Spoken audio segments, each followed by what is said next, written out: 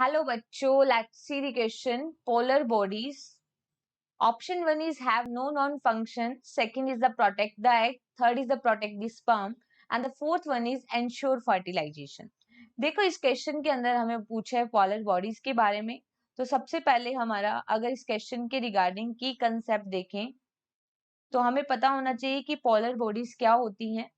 तो देखो if we see the key concept of this question, तो देखो पोलर बॉडीज अगर हम देखें फीमेल के अंदर जो फीमेल गैमेट को बनाने की प्रोसेस होती है दैट इज oogenesis।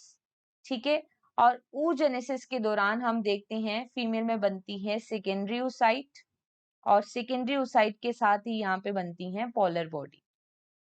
ठीक है, हम देखते हैं कि oogenesis की प्रोसेस के अंदर unequal meiotic division first and second होते हैं। ठीक है, अगर अनइक्वल डिवीजन हो रहे हैं तो हम देखते हैं कि जो सेकेंडरी oocyte होती है उसका साइज लार्ज होता है as compare to polar body small size की बनती हैं।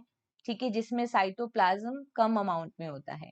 सेकेंडरी oocyte में फर्दर मियोटिक डिवीजन सेकंड होता है और एट लास्ट क्या बनता है, ओवम बनता है। ठीक है, और पोलर बॉडी यहाँ पे फिर फर्दर सेकंड पोलर बॉडी बनती है। तो ये जो पोलर बॉडी है वो oogenesis की प्रोसेस के दौरान बनती है and it is टिनी cellular structure जिसमें बहुत कम अमाउंट में साइटोप्लाज्म होगा और इसका क्या फंक्शन है दैट इज नॉट नोन। ठीक है, इसका कोई फंक्शन है वो अभी तक नोन नहीं है। तो देखो अब ऑप्शंस में हम ये कंसेप्ट लगाते हैं। पोलर बॉडीज ऑप्शन 1 में लिखा है have no non function, yes it is the correct point. ये एग को प्रोटेक्ट करती है, स्पर्म को नो, और ये फर्टिलाइजेशन को इंश्योर भी नहीं करती। फर्टिलाइजेशन प्रोसेस में जो सेल जाती है that is the secondary oocyte.